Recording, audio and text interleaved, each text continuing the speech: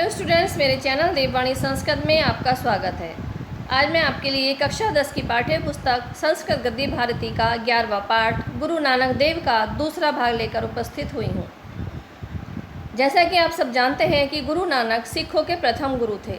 उन्होंने ही सिख धर्म का प्रचार प्रसार किया और सिख धर्म को चलाया। वही सिख धर्म के पहले संस्थापक भी थे। तो आइए सबसे पहले देख लेते हैं कि पहले भाग में हमने क्या पढ़ा था।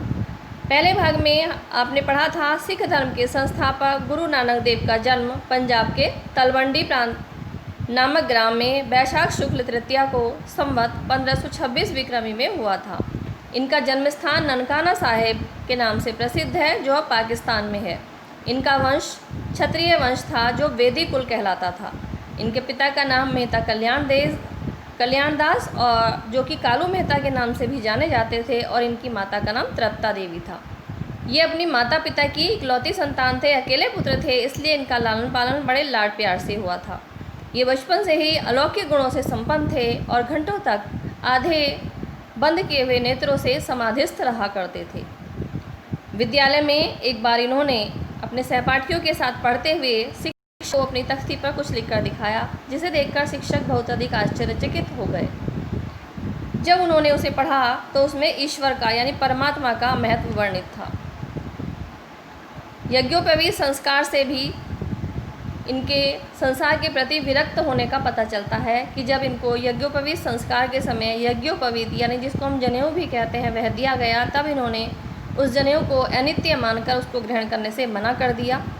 और जब इनके पिता ने देखा कि इनका मन संसार में नहीं रमता है, ये विरक्त हो रहे हैं, बैरागी हो रहे हैं, तब उन्हें बड़ी चिंता हुई और उन्हें संसार में इनके प्रति रुचि बढ़ाने के लिए एक बार उन्होंने इनको 20 रुपये दिए कि जाओ इससे व्यापार करो और लाभ कमाकर ला कर दो। गुरु नानक देव वह रुपये लेकर निकल पड़े और इसी क्रम में रास्ते में उन्हें एक अत्यंत दीन दुखी दुर्बल साधु मिले, जिन्हें देखकर इनके मन में बहुत अधिक दया आ गई और उन 20 रुपये से उन्होंने अन्न खरीदा, अनाज खरीदा और उन साधुओं को दे दिया। इसके बाद उनके मन को बड़ी संतुष्टि हुई और उन्होंने सोचा कि पिता ने तो मुझे लाभ कमाने के लिए ही यह रुपए दिए थे, तो मैंने तो संपूर्ण लाभ कमा लिया है, क्योंकि मैंने दीन दुखियों की सहायता की है। इसी तरह से उनका जीवन गुजरने लगा। तो आइए देखते हैं इसके आगे इस पाठ में उनके जीवन के विषय में क्या बताया गया है। गुरु नानक देव जी साधुओं की सहायता करके जब घर लौटे, तब आगे देखते हैं। पिता तस्य तद व्रतंतम संश्रुत्य खिंदमानः भ्रंशम चुकोपः। पिता तस्यम उनसे तद व्रतम उस वृतांत को संश्रुत्य सुनकर खिद्यमान है बहुत अधिक खिन्न हुए, भ्रंशम यानी अधिक चुकोप है, क्रोधित भी हुए। उनके पिता उनसे उस वृतांत को सुनकर बहुत अधिक खिन्न और क्रोधित हुए। तदानीम एव नानकस्य भगिनीपति जयराम आगत।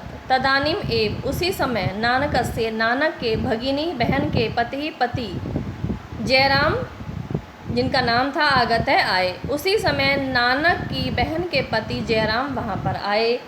तम अखिलम उदत्तम ज्ञातवा तम स्वनगरम सुल्तानपुर अनयत। तम उनसे अखिलम संपूर्ण उदत्तम वृत्तांत को ज्ञातवा जानकर तम उन्हें स्वनगरम अपने नगर सुल्तानपुरम अनयत सुल्तानपुर ले गए। जब उन्होंने उनके नानक के पिता के मुख से सारा वृत्तांत सुना, तब उसको सारे वृत्तांत को उद्दत्तम का अर्थ है वृत्तांत को जानकर वह अपने नगर सुल्तानपुर ले गए। तत्रत्य शासक है नवाब दौलत खां युवक नानकस्य व्यवहार कौशलेन शीलेन मधुरया वाचा संतुष्ट सन तम स्व अन्न भांडागारे नियुक्तवान। तत्स्य वहाँ का शासक है शासक नवाब दौलत खां, युवक नानकस्य युवक नानक के व्यवहार कौशलेन व्यवहार कौशल से, शीलेन उनके स्वभाव से, मधुरया वाचा और उनकी मधुर वाणी से संतुष्ट हो गए। तम उनको अपने अन्न भांडागारे अपने अन्न भंडार में नियुक्त कर दिया। स्व निष्प्रहवृत्या श्रमेण कर्मणा च नानकः स्वस्वामिनं दौलत खां महाशयं तुतोषः। स्व यानी अपने, निष्प्रहवृत्या व्यवहार से, श्रमेण और परिश्रम से, कर्मणा च और अपने कर्मों से, नानकः नानक ने, स्व स्वामिनम अपने स्वामी दौलत खां महाशय का स्तुतोष है यानी संतुष्ट किया। गुरु नानक ने अपने निस्वार्थ व्यवहार, अपने परिश्रम और अपने कार्य से अपने स्वामी दौलत खां को संतुष्ट कर दिया। नानक है तेन समादरतो जातः, नानक है यानी नानक, तेन उनसे, समादरतो अत्यधिक सम्मानित जातः हुए, अर्थात नानक ने अपने स्वामी द्वारा अत्यधिक सम्मान प्राप्त किया। तत् यशो असह्यमान बहुभिः दोषादि द्रक्षुभिः राजपुरुषैः कर्णे जपैः बोधितो अपि दौलत खां महाशय नानके दोषम न अपश्यत्। तद यशो, तद यहाँ संधि रहेगी, तद यशो असहमानी, तद यानी उनके, यशो यश को, असहमानी असहन करते हुए, सहन न करते हुए, बहु यानी बहुत से, दोष आदि द्रक्षु भी, दोषों को ही देखने वाले, दोष आदि द्रक्षु भी दोषों को ही देखने वाले, राजपुरुष है, करने जपई कान भरने में जो चतुर थे, बोधितो अपि कान भरे जाते हुए भी, बहकाए जाने पर भी, दौलत खां महाशय ने नानके नानक में दोषम दोष न अपश्यत नहीं देखा। नानक ने के यश को न सहने वाले, देखने वाले, बहुत से चुगलखोर राज्य कर्मचारियों द्वारा, राजपुरुष ही राज्य कर्मचारियों द्वारा, करने जपी बोधितो अपि बहकाए जाने पर भी दौलत खां महाशय ने नानक में कोई दोष नहीं देखा। मैतसु दोष दर्शनम राजकुलस्य सहजा रीति, मैतसु यानी बड़ों में, दोष दर्शनम दोष निकालना, राजकुलस्य राजकुल की, सहजा सरल, रीति ही रीति है, स्वाभाविक रीति है, बड़े व्यक्तियों में दोष निकालना राजकुल की स्वाभाविक रीति होती है। आदिवसम स्व कार्यम संपादयन असौ संध्या काले अन्य युवकै सह एकत्र उपविश्य परमात्म चिंतनम तत् नाम कीर्तनश करोति स्म। आदिवसम यानी पूरे दिन, स्व कार्यम अपना कार्य, संपादयन संपादित करते हैं, असो ये संध्या काले संध्या काल में, अन्य युवकै सह अन्य युवकों के साथ, एकत्र उपविश्य एक साथ बैठकर, परमात्म चिंतनम परमात्मा का चिंतन करते हुए, तद नाम कीर्तनम उनके नाम का कीर्तन करोते इसमें करते थे। दानादिकम च तस्य कर्म तत्रापि सातत्येन चलति स्म। दानादिकम दान आदि, तस्य कर्म उनका कर्म, तत्रापि वहाँ भी, सातत्येन यानी निरंतर, सातत्येन का अर्थ है निरंतर, चलते इसमें चल रहा था, दान आदि का कर्म भी वहाँ निरंतर चल रहा था, यानी कि गुरु नानक ने वहाँ भी दान आदि करना नहीं छोड़ा। युवकस्य नानकस्य तथा विधाम प्रवृत्तिम वेक्ष्य तस्य भगिनीपति जयराम चिंतितः सन्। युवकस्य नानकस्य युवक नानक के, तथा विधाम उस प्रकार के, प्रवृत्तिम व्यवहार को या स्वभाव को, वेक्ष्य देखकर, तस्य उसकी भगिनीपति बहन के पति जयराम है चिंतित सन, जयराम अत्यधिक चिंतित हो गए। विवाह बंधनेन तस्य ताम प्रवृत्तिम नियंतुम येष है, विवाह के बंधन में तस्यम उनको, ताम प्रवृत्ति उनकी जो प्रवृत्ति थी, उनका जो मन था, रोकने के, नियंतुम रोकने की, येष है इच्छा की। नानक की इस प्रकार की प्रवृत्ति को देखकर उनके बहनोई ने चिंतित रहते हुए उन्हें इस ताम प्रवृत्ति उस प्रवृत्ति से नियंतुम रोकने की, येष इच्छा की या रोकने की बात सोची। 19 वर्षे वयसि गुरुदासपुर मंडलांतर्गत बहाला ग्राम निवासिनः बाबा मूल महोदयस्य सुलक्षणाया सुलक्षणी नामक कन्याया सह तस्य उद्वाहो जातः। 19 वर्षे वयसी 19 वर्ष की वयसी आयु में गुरुदासपुर मंडलांतर्गत, गुरुदासपुर मंडल के अंतर्गत बहाला ग्राम निवासी हैं, बहाला ग्राम में रहने वाले बाबा मूला महोदयस्य, बाबा श्रीमान मूला की सुलक्षणाया, अच्छी सुंदर लक्षणों वाली, सुंदर गुणों वाली कन्या सुलक्षणी, जिसका नाम सुलक्षणी था, सुलक्षणा था, सह कन्या के साथ तस्य उनका उद्वाहो यानी विवाह, तस्य उद्वाहो संधि हो जाएगी, जात है करा दिया। उनकी इस प्रवृत्ति को रोकने के लिए 19 वर्ष की आयु में गुरुदासपुर जिले के बहाला नामक ग्राम में के निवासी बाबा मुल्ला की गुणवती कन्या सुलक्षणी या अर्थात सुलक्षणा के साथ उनका विवाह करा दिया गया या उनका विवाह हो गया।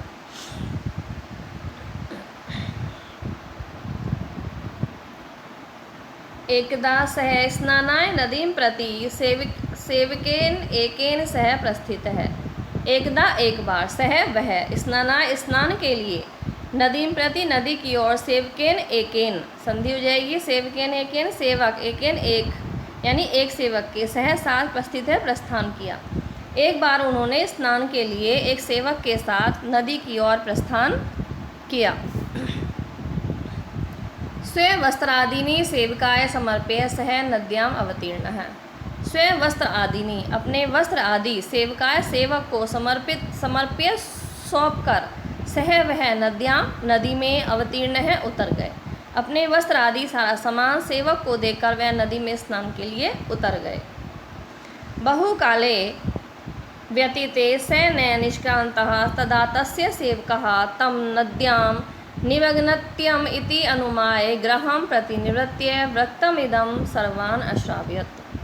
बहुकाले व्यतीते से, बहुकाले बहुत समय, व्यतीते व्यतीत हो जाने पर, सह वह न नहीं, निष्क्रान्तः निकले, बहुत समय व्यतीत हो जाने पर भी वे अर्थात गुरु नानक नदी से नहीं निकले। तदा तब, तस्य सेवक है उनका सेवक, तम उनको, नद्याम नदी में, निमग्नम डूबा हुआ, इति इस प्रकार अनुमाय अनुमान लगाकर, गृहम प्रति घर की ओर, प्रतिनिवृत्ति लौटकर, वृत्तम इदम वृतांत इदम यह, सर्वान सभी को, ऐश्राव्यत सुनाया।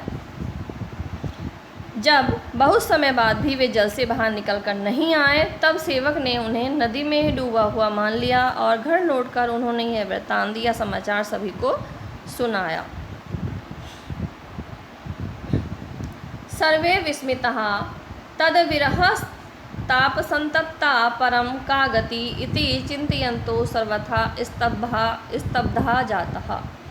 सर्वे यानी सभी, विस्मितः विस्मित रह गए, तद उनके विरह, ताप संतप्ता उनके वियोग से दुखी होकर, परम किंतु का गति क्या किया जा सकता है, इति चिंतयन्तो इस प्रकार विचार करते हुए, सर्वथा सब प्रकार से स्तब्धा जाता स्तब्ध रह गए।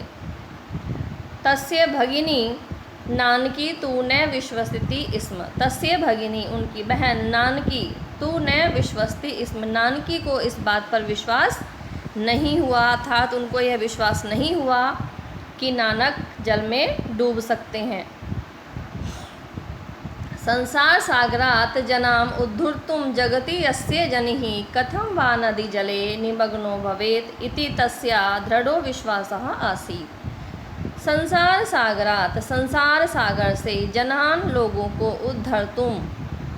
उद्धर्तुम यानी उबारने के लिए, जगति संसार में, यस्य जिसका जनिहि जन्म हुआ है, अर्थात संसार सागर से लोगों को पार कराने के लिए, लोगों का उद्धार करने के लिए जिसका जन्म हुआ है, कथम वा नदी जले निमग्नो भवेत, कथम किस प्रकार से, नदी जले नदी के जल में, निमग्नो भवेत निमग्न हो सकता है, अर्थात वह किस प्रकार से नदी में डूब सकता है, इति इस यह तस्या उनका दृढ़ो विश्वासः आसीत्, यह उनका दृढ़ विश्वास था।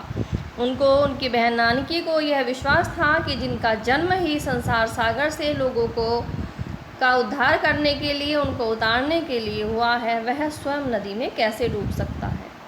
दिनत्रया अनंतरम नानकः प्रकटितो अभूत। दिनत्रया, दिन त्रय 3, अनंतरम बाद 3 दिन बाद, नानकः नानक, प्रकटितो अभूत प्रकट हुए, 3 दिन के बाद नानक प्रकट हुए। परम आह्लादिता जनः ज्योतिषा दैदीप्यमान तस्य मुखमंडलम दर्शम विस्मिता अभून्। परम आह्लादिता अत्यधिक प्रसन्न जनः लोग ज्योतिषादय दीप्यमान प्रकाश से दमकते हुए तस्य मुखमंडलम उनके मुखमंडल को दर्शम दर्शम देख देख कर विस्मिता अभूत अत्यधिक आश्चर्यचकित हुए। अर्थात 3 दिन के बाद जब गुरु नानक तब जो लोग प्रसन्न हुए और